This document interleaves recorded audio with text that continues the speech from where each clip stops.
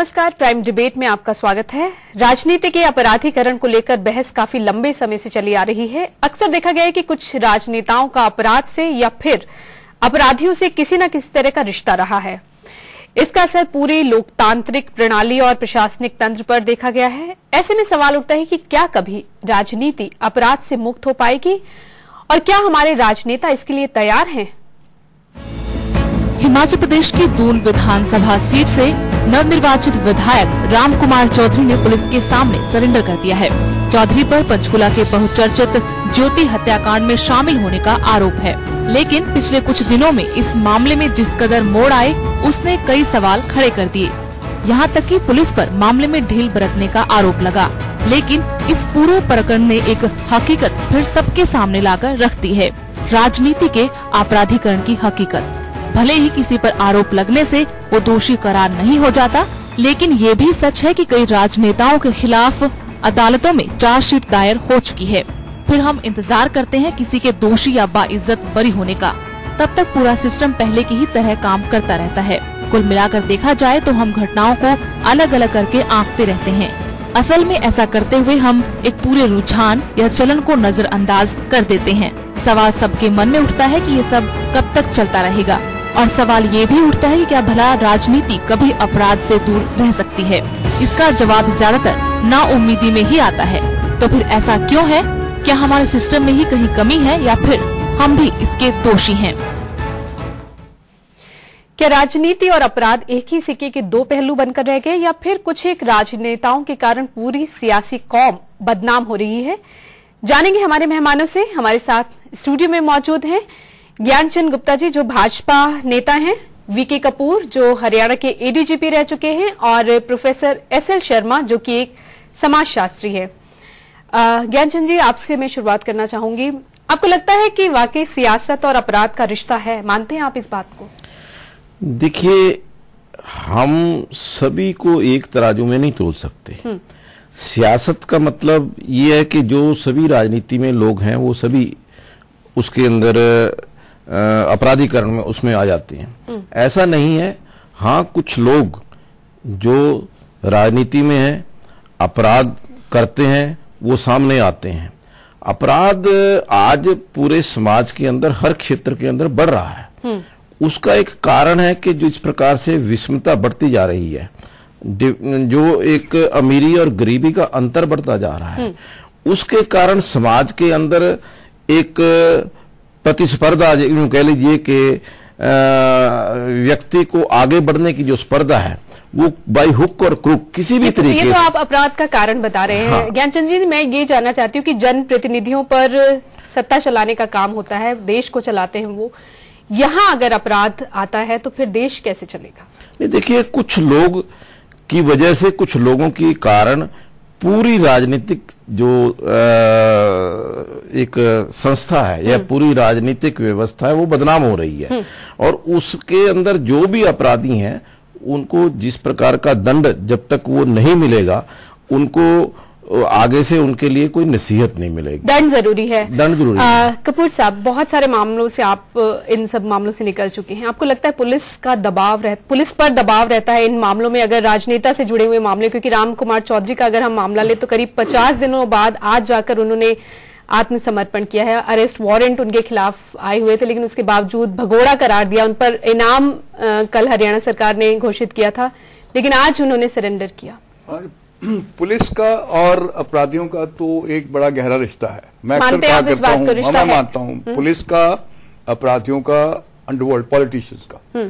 अच्छा, आप इसको जरा इस नजर से देखिए कि जो हिंदुस्तान का माइंडसेट है ना, फ्यूडल एथनिक, तो हमारे आप शुरू से देखिए 3 चीजें रही हैं। नजराना, आप किसी नवाब को, बड़े आदमी को मिल रहे हैं, कुछ लेके जाएंगे। फिर आपका काम हो गया शुक्राना, तो अब हम उस स्टेज पे आए जबराना, भी काम दो और पैसे दो और काम करवा लो उसमें। बाहुबल वो। अच्छा, वो पॉलिटिक्स में इसलिए है कि उनको 2 चीजें चाहिए होती है, एक तो muscle power and money, man muscle and money, muscle power and money, 2 चीजें हैं। तो उसके लिए फिर इनको लेना पड़ता है कि वो वैसे देख सकते। अब आप देखिए यहाँ पे अपनी जितनी संसद में लोग बैठे हैं जिनके अपराध के मामले चल रहे हैं, और कई बहुत सारे मैं खुद जानता हूं कि जो जेल से बैठे बैठे इलेक्शन लड़ रहे हैं और जीत जाते हैं। ऐसे मामलों में क्या किया जाना चाहिए? उसको ये कहते हैं कि जब तक दोषी करार नहीं दिया जाता है, जब तक आरोप साबित नहीं हो जाते तब तक हम कुछ नहीं करेंगे। वो तो फिर ऐसा है कि उनके खिलाफ गवाही कौन देगा? उनके पास मसल भी है, मौरवर भी है, मरवा देंगे। वो हो चुका है, मैं जानता हूं कि जहां पे उसने कहा अच्छा तो उसका इलाज कर दो, यू डू इट। तो उसके लिए है कि जब एक केस दर्ज हो गया तो आप उनको इलेक्शन से करें कि आप इलेक्शन लड़ सकते। ये मत बीट के अच्छा जब आप छूट गए तो उसके बाद फिर पॉलिटिक्स में आ जाइए, इसमें क्या दिक्कत है? मगर जब केस दर्ज हो गया तो फिर आप इलेक्शन नहीं लड़ सकते जब तक वो केस आपके। ये चीजें होनी चाहिए। ये अगर यही कर देना, ये सुधार कैसे होगा? तो ये सुधार, ये तो उसके लिए कॉन्स्टिट्यूशन बदलना पड़ेगा। प्रोफेसर शर्मा, क्या लगता है कि इस चीज को हम स्वीकार कर चुके हैं कि अपराध और राजनीति तो कहीं ना कहीं तार जुड़े होंगे ही अगर राजनेता है तो? जी, तार तो बहुत सीधे जुड़े हैं। हमने जिस प्रकार की लोकतांत्रिक व्यवस्था अपनाई है, देखिए सिद्धांत के बतौर तो बड़ी स्वस्थ है, लेकिन सवाल होता है उसकी गुणवत्ता का। लोकतांत्रिक व्यवस्था और भी देशों में है, पर हर जगह इस तरह का रिश्ता राजनीति का और अपराधों का या अपराधियों का नहीं दिखाई पड़ता।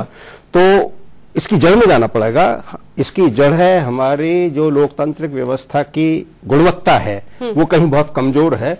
और वो इस अर्थ में कमजोर है कि जब तक आपके पास पैसा नहीं है तब तक आप चुनाव लड़ नहीं सकते। जो हमारी चुनाव व्यवस्था है, और पैसे के लिए आपको उनका साथ लेना ही पड़ता है। वो मूल है, चुनाव व्यवस्था मूल है। अब इस सिद्धांततः तो ये कहा जाता है कि कोई भी भारत का नागरिक लोकसभा पहुंच सकता है या राज्यसभा पहुंच सकता है, वहां तक लेकिन आप देखिए हिमाचल प्रदेश के जो हाल के चुनाव हुए हैं, लगभग 3/4 जो वहां के विधायक हुए हैं वो सब करोड़पति हैं। तो जब तक आपके पास पैसा नहीं तब तक नहीं पहुंच सकते। खाली पैसा काफी नहीं है, जैसा कपूर साहब ने कहा, उसके साथ फिर बाहुबल भी चाहिए, जिसकी लाठी उसकी भैंस। अच्छा, और इसलिए मूल क्या है, ऐसा नहीं है कि नेता अपराध करते हैं। दूसरी तरह से देखने वाला है कि अपराधी नेता बन रहे हैं। एक वक्त था जबकि नेताओं ने अपराधियों को इसलिए एक संरक्षण दिया था कि भाई वो थोड़ा सा मदद करेंगे हमारी, हमारी लेकिन वो मदद का जो हाथ बढ़ा तो वो बिल्कुल अंदर तक आ चुका है। उन्होंने सोचा कि हम क्यों नहीं, हम अगर इनके मदद करने के बजाय हम क्यों नहीं खुद ही नेता बन जाएं। सत्ता का लालच आया। प्रोफेसर शर्मा, एक हमारे साथ कॉलर जुड़े हैं इस वक्त। जी, अपना सवाल पूछिए। हरजिंदर बोल रहा जी, गुरूर साहिब से। जी बोलिए। मैडम जी ये कह रहे हैं कि कुछ लोग हैं जो राजनीति को बदनाम कर रहे हैं। मैं कहता हूँ कुछ लोग क्यों हैं, 40 लोग हमारी लोकसभा और राज्यसभा में ऐसे हैं जिन पर औरतों के साथ छेड़छाड़ के मामले दर्ज है। केवल औरतों के छेड़छाड़ वाले 40 आदमी हैं, तो ये आंकड़े 10% बन जाएगा लोकसभा का। तो देख लो बाकी जो है कत्ल के, डकैती के, किडनैपिंग के कितने मामले, कितने उस पर चल रहे हैं। 5% पर यही बन जाते हैं। तो कुछ क्यों है, आधे से ज्यादा ऐसे लोग हैं। ठीक है। ज्ञानचंद जी, जैसा एक हमारे ये कॉलर पूछ रहे थे कि इतने ज्यादा जो है राजनेताओं पर आरोप लगे हुए, उसके बाद भी वो संसद में हैं, विधानसभा में बैठे हैं। आपको नहीं लगता कि राजनीतिक दलों को कोई कार्रवाई करनी चाहिए जब किसी पर आरोप लगते हैं? तो नैतिकता के आधार पर उन्हें या तो पार्टी से हटा देना चाहिए या उन्हें खुद ही इस्तीफा दे देना चाहिए?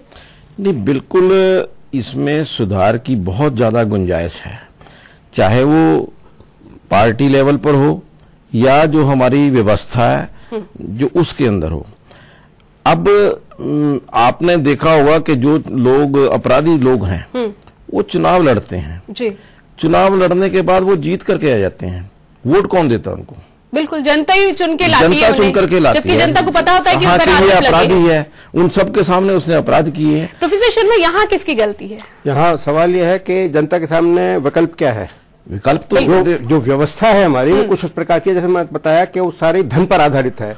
सिर्फ वही लोग चुनाव लड़ पाते हैं जिनके पास पैसा है। अब स्वाभाविक है कि वो लोग जो पैसे और जो जिनके पास पैसा है वो किस लिए चुनाव लड़ रहे हैं? वो इसलिए नहीं कि उनको जनता की सेवा करनी है, वो इसलिए कि उस पैसे से और पैसा बनाना है। ये सबको पता है। तो इस दृष्टि से जनता को दोष आप इसलिए नहीं दे सकते कि जनता के सामने विकल्प ही नहीं है, कोई चारा नहीं है, क्या करे? यानी कि जो अन्ना हजारे ने एक मूवमेंट चलाई थी कि आपके पास अपना चुनाव राजनेता चुनने का अधिकार हो या वोट वापस लेने का अधिकार हो, ये सब सुधार होने चाहिए। एक कॉलर और हमारे साथ जुड़े हैं। जी बोलिए। हेलो जी बोलिए। नमस्कार जी, जसपाल सिंह बोल रहा हूँ अमृतसर जी नमस्कार।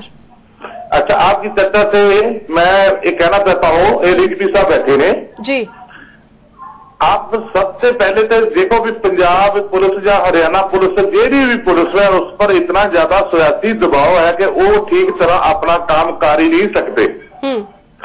इसके ऊपर से दबाव हटा देना चाहिए, चाहे वो राष्ट्रपति के अंदर करो। जेकर कोई जुर्म होएगा तो मैं बिल्कुल वादे से कहता हूँ कि जेकर पुलिस के ऊपर से दबाव हट जाएगा ना, राष्ट्रपति पुलिस पर सियासी दबाव हटना चाहिए। ठीक है जी, ठीक है। एक और कॉलर हमारे साथ जुड़े हुए हैं। जी बोलिए। हाँ जी, मैं रविंद्र बोल रहा हूँ जी, जलंधर से। जी बोलिए। हाँ, मैं ये बोलना चाहता हूँ कि ये जो पॉलिटिशियंस जो इन्वॉल्व होते हैं क्रिमिनल केसेस में, इलेक्शंस लड़ते हैं, या उनके किसी के खिलाफ एफआईआर दर्ज होती है, कोई कंप्लेंट भी दर्ज होती है पुलिस स्टेशन में, उसको बिल्कुल बहाल करना चाहिए। By election commission of India is not fit for, is not eligible for fighting contesting election.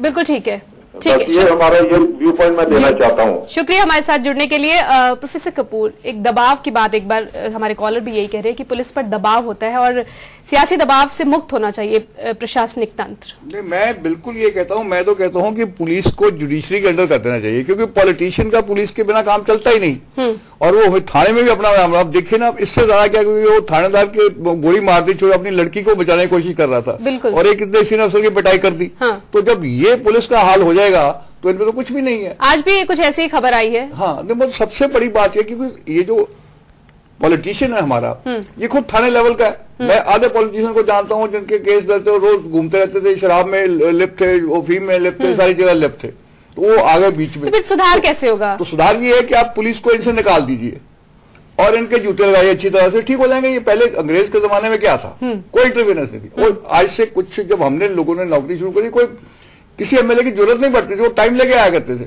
अब वो अफसर को बुलाते हैं, एसपी को बुलाते हैं, आप आइए और सुनिए। हाँ, नहीं उसको बोला, मतलब अब देखिए ना, एक एएसआई को गोली मार दी और वो पंजाब जैसी जगह में, तो इनको तो सख्ती के साथ निपटना पड़ेगा इनको। अच्छा, उसमें यह है कि पुलिस का अपना कॉन्टेक्ट भी ठीक हो। मैं उसमें कहूंगा कि पुलिस अफसरों के अपना कॉन्टेक्ट भी ठीक नहीं है ना। पटियाला वाले मामले में पुलिस की कार्यप्रणाली पर ही सवाल उठाए गए थे और उसके बाद हाईकोर्ट भी इस मामले में सख्त हुआ है। तो अगर आपका अपना कॉन्टेक्ट ठीक है तो फिर वो लोग आपको सपोर्ट करेंगे। अब हाईकोर्ट को इंटरवीन करना पड़ रहा है कि पुलिस अपनी संवेदनशील बने। पुलिस जो है वो संवेदनहीन हो चुकी है। बिल्कुल हो चुकी है, मैं खुद मानता हूँ कि पुलिस वाले क्रिमिनलाइजेशन ऑफ पुलिस तो बहुत हो गई है। इसमें भी वो जो अपराधीकरण है उसका असर इस पे भी पड़ा है बहुत। देखिए जी, पुलिस सिर्फ सियासत पर ही नहीं। एक सेकंड, पुलिस वाले, अंडरवर्ल्ड और पॉलिटिशियन, ये एक माँ के बच्चे हैं जी। इनकी अम्बिलिकल कॉर्ड एक है। मैं अक्सर कहता हूँ, मैं खुद पुलिस में रहा हूँ, इसमें कोई ऐसी बात नहीं है। तो इनमें तो बहुत सबसे खराब ये है, अगर पुलिस को आप निकाल लो पॉलिटिशियन के चंगुल से और बिल्कुल प्रोफेशनल बुलाए, जिस तरह लंदन में है, अमेरिका में है। अब अमेरिका में उन्होंने जॉर्ज बुश प्रेसिडेंट ने उनकी लड़की का चालान कर दिया और गाड़ी ठीक नहीं करी, कोई दिक्कत नहीं है। पूरी कानून व्यवस्था दुरुस्त हो जाएगी अगर सियासत से छुटकारा मिल गया तो। मैं ये कहना चाहता हूँ कि सुधार की आवश्यकता केवल पॉलिटिशियंस को टारगेट करके नहीं की जा सकती। जहां पुलिस की व्यवस्था है, अब यहाँ पुलिस के अंदर आज इतनी करप्शन है, उसको कौन रोकेगा? पॉलिटिशियंस तो नहीं कहते कि आप करप्शन करो या ये करप्ट लोग। आप एफआईआर दर्ज कराने जाते हैं, आपकी एफआईआर दर्ज नहीं होती। ये जो करप्शन है, ये पुलिस छोटे छोटे जो क्रिमिनल्स हैं वहां से शुरू होते हैं, वही क्रिमिनल बड़े क्रिमिनल बनते जाते हैं। और उनको क्या है कि पुलिस ने बहुत सारी जगह पर ऐसे ऐसे अपने जो टाउट है, वो उनको इन्फॉर्मर कह लीजिए, उन्होंने वहां पे वो पाले हुए हैं और वो उनको उनके करप्शन का, पैसे का वो इंतजाम करते हैं। यानी पूरी व्यवस्था में ही सुधार की दरकार है। फिलहाल प्राइम डिबेट में वक्त हो चुका है एक ब्रेक का। ब्रेक के बाद भी हमारी ये चर्चा यूं ही जारी रहेगी। ब्रेक के बाद एक बार फिर आपका स्वागत है। हम राजनीति के अपराधीकरण की बात कर रहे हैं। प्रोफेसर कपूर, कॉलर्स जो हमारे साथ जुड़े थे वो भी ये मानते हैं कि व्यवस्था सुधरे। उनका जो ओवरऑल हमने भी जो डिस्कशन किया वो यही है कि व्यवस्था में सुधार जरूरी है। एक पूर्व निर्वाचन आयुक्त एस.ए. रिजवी ने प्रधानमंत्री मनमोहन सिंह को खत लिखा था कि संसद में ऐसा कानून बनाया जाए ताकि ऐसे लोग जिन पर गंभीर आरोप है और जिनमें 5 वर्ष तक की सजा हो सकती है, उसे चुनाव लड़ने से रोका जा सके। हालांकि केंद्र सरकार ने ये बात नहीं मानी थी। यही दलील दी थी कि जब तक आरोप साबित नहीं हो जाते तो अपराधी कैसे मान लिया जाए। तो फिर हम व्यवस्था में सुधार कैसे कर सकते हैं? बिल्कुल नहीं हो सकता जब तक ये सख्त कदम नहीं उठाएंगे। अब आहिस्ता आहिस्ता, अब देखिए वो जो दिल्ली का रेप हुआ उस लड़की का, सारा देश खड़ा हो गया। हाँ। सारा देश खड़ा, इतना एंगर मैंने आज तक कभी नहीं देखा। कहीं ना कहीं छुपा हुआ गुस्सा हाँ, वो था। अब हम उस इंतहा पे पहुंच गए कि अगर यहाँ ना गिरे तो ये मंत्री और ये पॉलिटिशियन बाजार में पिटेंगे या मार दिए जाएंगे। यही होने वाला था शायद। पुलिस वाले करेंगे, ये पुलिस वाले मारे जाएंगे। तो अब ये लोगों का गुस्सा चरम सीमा पे आ गया, तभी वो फास्ट ट्रैक कोर्ट्स और ये सारी चीजें हुई है ना, उसका गुस्सा। अब आपने देखेगा ये लड़की वाले रेप में तो वो कितना, वो सारा इसी तरह सारा हिंदुस्तान एक मिनट खड़ा हो गया। वो साहब ये जो आप कर रहे हैं ना, गुस्से की बात कर रहे हैं, ये जब गुस्सा मोमेंटेरियल होता है, जब ये इलेक्शन का टाइम होता है, यही जो अगर जनता ये सोचती है कि इसलिए गलत कर रहे हैं पॉलिटिशियंस, ऐसे पॉलिटिशियंस को सबक सिखाने के लिए ये जनता तय कर ले कि किसी भी जो अपराधी व्यक्ति है, अगर 5 उम्मीदवार खड़े हैं, पांचों में कुछ ना कुछ ऐसे कुछ लोग तो होंगे, फिर कैसे? हाँ जी, नहीं 5 ऐसा नहीं है कि सभी, ऐसा नहीं है कि सभी जो लोग हैं वो अपराधी प्रवृत्ति के ही राजनीति में आते हैं। इसको सारे जनरलाइज करना जो है वो ठीक नहीं है। प्रोफेसर शर्मा, जब एक बार जब हम अपना उम्मीदवार चुनते हैं, किसी को राजनेता बनाते हैं, आप लोकतांत्रिक व्यवस्था है यहाँ पे, प्रजातंत्र में हम रह रहे हैं, सभी को अधिकार है अपना नेता चुनने का। उस वक्त क्या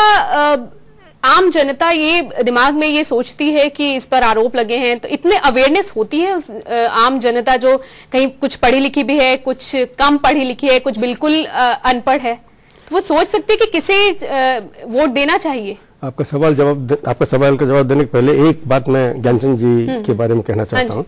आपने जो आपकी बराबर कहना यह है कि जनता कटघरे में है, जनता अपना सही दायित्व निर्वाह नहीं कर रही।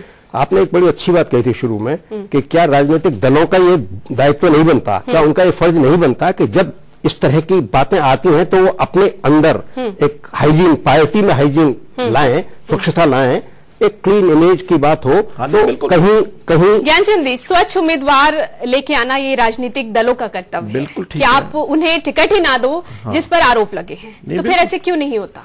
नहीं, देखिए हमारी पार्टी प्रयास हमारा यही रहता है कि कोई भी जिसके ऊपर आपराधिक मुकदमा चल रहा है या कोई इस तरह के गंभीर आरोप हैं, उनको पार्टी के अंदर टिकट ना दिया जाए। और वैसा बहुत कम, रेयर कहीं देखने को मिलेगा, लेकिन हमारी पार्टी के अंदर तो इस प्रकार का बहुत ज्यादा ध्यान इस की ओर रखा जाता है कि कोई अपराधी प्रवृत्ति का व्यक्ति आगे ना आए। एक कॉलर हमारे साथ जुड़े हैं जी, अपना सवाल पूछिए। हाँ जी, सतीश बोल रहा हूँ पलवल से। जी बोलिए। आज जो देश चिंतित है पुलिस से, राजनीति लोगों से, अपराधों से, उसका सबका समाधान मेरे पास है जी। बोलिए। और मैं आपके चैनल द्वारा जनता को देना चाहता हूँ जी। आज जरूरत है कि देश के लोगों को जो चाहते हो व्यवस्था पूरी चेंज करने के लिए वो लोग एकजुट हो सबसे पहले, और वो अपनी एक राजनीतिक पार्टी बना सकते हैं। सब कुछ संभव है, मगर कोई किसी सोच ही नहीं है। जितने आपके प्रोग्राम में मैंने आज तक, मैं बहुत ज्यादा परेशान रहा हूँ उन चीजों से। मैं सुनता हूँ टीवी चैनलों पे, किसी की सोच ही नहीं है कि कोई समाधान निकल सकता है। ठीक है, जैसे अब ये करके कोई ऑप्शन ही नहीं है जी। तो ऑप्शन है, जनता एकजुट हो, जो लोग चेंज करना चाहते हैं। आप जनता का एकजुट होना जरूरी मान रहे हैं। ठीक है, शुक्रिया हमारे साथ जुड़ने के लिए। एक और कॉलर हमारे साथ जुड़े हुए हैं जी, अपना सवाल पूछिए। हेलो जी, बोलिए। बरनाला से बोल रहा जी मैं। हाँ जी बोलिए। हाँ, मैं बात पूछना चाहता हूँ भी जिहड़ा कानून है ते राजनीति है, ये राजनीति से कानून तो अलग होना चाहिए। हेलो जी, बोलिए। कानून राजनीति से अलग ही है। हाँ, अलग होना चाहिए, वो अलग ही है ना, कानून नहीं जोड़ना चाहिए। नहीं, वो जुड़ा हुआ है भी नहीं, वो अलग ही है। हाँ, अच्छा, बाकी दूसरी बात है, जितना भी काम हो रहा है, जितने अपराध हो रहे हैं, ये राजनीति से हो रहे हैं जी। जी, आपकी बात साफ हो गई है जी, शुक्रिया हमारे साथ रही है। और राजनीतिक लोग ने जो तो उसको दबा पा रहे हैं, इसीलिए अपराध हो रहा है। इसी मुद्दे पर हम आज चर्चा कर रहे हैं। शुक्रिया हमारे साथ जुड़ने के लिए। वो भी यही कह रहे हैं कि हालांकि कानून और राजनीति तो खैर अलग है ही है, लेकिन दबाव जरूर, जैसे कपूर साहब आपसे डिस्कस कर रहे थे। बता रहा हूँ, वो ये कह रहे हैं कि आम जनता को एकजुट होना पड़ेगा। एक कॉलर हमारे साथ ये भी, जनता तो जुट हो गई है। जनता सारी जनता कैसे अवेयर होगी? नहीं, वो सारी अवेयर नहीं। उसमें ऐसा है कि मैं आपको बताऊं, जो पढ़े लिखे आदमी है, जिसको मिडिल क्लास बोलते हैं, मैं 2-3 इलेक्शन खुद करवाई भी हैं, इमरजेंसी में भी एसपी रहा और भी देखी, तो मैं पूछा करता था, भाई यार तुम किसको वोट दे रहे? अरे यार सारे बदमाश हैं, किसी को हम दे ही नहीं रहे। तो ये है। अच्छा, कुछ लोगों से मैंने एक वो सरपंच से पूछा, मैं क्या यार वो तुम किसको वोट कर? जी मैं तो 22 बोरियां शराब की ले ली है। मैं क्या यार 22 बोरियां क्या करोगे तुम? कहते नहीं, तो भाई वोट जिसको आप बोलोगे दे देंगे जी। ये तो कहते हैं इनके पास भी पैसे फ्री के हैं, क्या उनसे अपने पे तो 5 साल इन्होंने आना ही नहीं हमारे पास, जो पैसे ले लो। तो एक बड़ा सिनिकल सा एटमोस्फेयर हो गया है। तो जब तक एक क्लैनलीनेस नहीं होगी, अब हम गांधी को बापू क्यों बोलते हैं? क्योंकि उनकी क्लैनलीनेस थी, उनको दिल से श्रद्धा थी। अब इनके बारे में श्रद्धा ही कोई नहीं, ना पुलिस वालों के बारे में, ना मंत्रियों के बारे में। जी, इसका जवाब आपको देना पड़ेगा। नहीं, बिल्कुल सही बात है कि जिस तरीके से वक्त में राय रहा करती थी राजनेताओं के बारे में, वो अब बिल्कुल भी बिल्कुल मैं मानता हूं इस बात को कि आज जितने भी राजनीतिक हैं, चाहे उनमें 2% या 5% या 10% अच्छे होंगे, लेकिन आज वो इस सारे जो इस वातावरण है उसके कारण सब लोग बदनाम हो रहे हैं। चाहे वो कोई सच्चा व्यक्ति है जो ठीक ढंग से राजनीति करना चाहता है, जो सेवा करना चाहता है, या जो बदमाश आदमी है, वो आज सब एक ही उसमें आ जाते हैं कि राजनीति लोग जो है वो सब बेईमान है। तो मैं समझता हूँ कि इस प्रकार का जो ये चीज हम डिस्कस कर रहे थे कि सभी को मान लिया जाता है कि कहीं ना कहीं अपराध से जुड़े हुए हैं। हाँ, चाहे उसके अंदर कोई ठीक है या नहीं है, वो बात दूसरी है। ये धारणा कैसे बदलेगी प्रोफेसर शर्मा? मुझे वो जैसे मैंने शुरू में कहा था, सारी मुश्किल व्यवस्था की है। जब तक हम व्यवस्था पर ध्यान नहीं देंगे, तब तक खाली कुछ दल विशेषों पर या व्यक्ति विशेषों तो राजनेताओं का ही है। नहीं, ये जो व्यवस्था की बात है ना, इस व्यवस्था में सुधार इसलिए आवश्यक है कि जब तक हम चुनाव व्यवस्था को कुछ इस तरह का नहीं बनाएंगे, उसमें पोल रिफॉर्म्स नहीं लाएंगे, कुछ सुधार उस व्यवस्था में नहीं लाएंगे, तब तक ये समस्या जो के तो बनी रहेगी। चुनाव प्रक्रिया में सुधार की जरूरत है। चुनाव प्रक्रिया में सुधार की जरूरत है, एक बात। दूसरी बात, जैसे मान लीजिए अगर राजनीतिक दृष्टि से कोई नीति बनी भी, ये तय किया गया कि भाई पुलिस रिफॉर्म्स हो, पुलिस रिफॉर्म्स के लिए जुडिशियरी ने आदेश भी दे दिए, कितने राज्यों ने उनको अपनाया है, कितने राज्यों ने उनको क्रियान्वित किया है? तो सवाल यह है कि व्यवस्था में परिवर्तन लाने की कोशिश न्यायालय के द्वारा की जा रही है, व्यवस्था में परिवर्तन लाने की कोशिश सिविल सोसाइटी ऑर्गेनाइजेशंस के द्वारा कोशिश हो रही है, लेकिन ये परिवर्तन निराश होने की जरूरत नहीं है। यही कोशिशें हैं जो रंग लाएंगी। ठीक है कपूर साहब, आपको लगता है कोशिशें रंग लाएंगी? हाँ, कोशिश बिल्कुल। लोगों का अब वो जो है ना, सब्र टूट गया है। अब लोगों में ये धारणा कि कुछ ना कुछ करना पड़ेगा और अब रंग जरूर लाएगी। कहीं ना कहीं आशा की किरण नजर आ रही है। अब आशा की किरण नजर आती है, क्योंकि अब ये करना पड़ेगा। देखिए ना, पंजाब जैसी स्टेट में एक एएसआई का माना है, एक एसएसपी को पिट जाना यूं बाजार में, तो फिर इनका ये हाल हो तो बाकियों क्या, आम आदमी क्या हो रहा? सारे के सारे चिंतित हैं। बिल्कुल, पुलिस वालों पर ये अत्याचार होने लगे तो ये रेप हो रहा है और कोई आता नहीं होती, 2 पीसीआर गाड़ियां आती है, तो ठीक है। अब वो जो ना, they have to look inside, और लोगों शुरू कर दिया। अरे मीडिया का रोल बड़ा अच्छा है, मीडिया इसको कर रहा है। तो मैं तो यही कहता हूं कि यहाँ पे 2 islands of hope, judiciary and media, ठीक है, ये दोनों बहुत ठीक काम। आपको भी लगता है ज्ञानचंद जी? बिल्कुल, मैं समझता हूं कि जो लोगों के अंदर अवेकनिंग आ रही है, जो लोग हर चीज को बड़ा सीरियसली, हर चीज इवेंट को देखते हैं और उसके ऊपर रिएक्ट करते हैं, मैं कहता हूं कि जब तक ये जो रिएक्शन है वोटों के अंदर परिवर्तित नहीं होगा, जब आपको लगता है कि ये क्रिमिनल आदमी है, इसने क्राइम किया है, इसको हम वोट नहीं करेंगे, चाहे हम दूसरे को करेंगे। आम जनता की भी जिम्मेदारी बनती है। दूसरा जो शर्मा जी ने कहा कि पोल रिफॉर्म्स की बहुत आवश्यकता है। मनी की बात आती है कि जिसको इसके लिए इलेक्शन लड़ने के लिए पैसा चाहिए। अगर कोई सरकारी फंडिंग के द्वारा या जिस प्रकार से रिफॉर्म्स इसके अंदर के चुनाव लड़ने के लिए जो भी व्यक्ति लड़ना चाहता है, उसके लिए सरकार उसको ये हेल्प करेगी। और इसके अलावा यानी बड़े परिदृश्य में सुधार की जरूरत है और हम उम्मीद करते हैं कि सुधार होगा भी। आप सभी का इस चर्चा में शामिल होने के लिए बहुत बहुत धन्यवाद। सियासत का जुर्म से रिश्ता किसी से छुपा नहीं है, लेकिन हकीकत यह भी है कि हम अपराध को राजनीति का अहम हिस्सा कबूलने लगे हैं।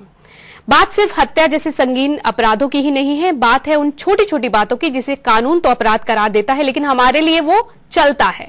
और वैसे भी अपना नेता चुनने का हक तो आप सबका है ही, तो फिर आप भी सुनिश्चित कर सकते हैं कि अपराध राजनीति से दूर रहे। इसी के साथ हम आज का प्राइम डिबेट यहीं खत्म करते हैं। नमस्कार, सत श्री अकाल, खुदा हाफिज।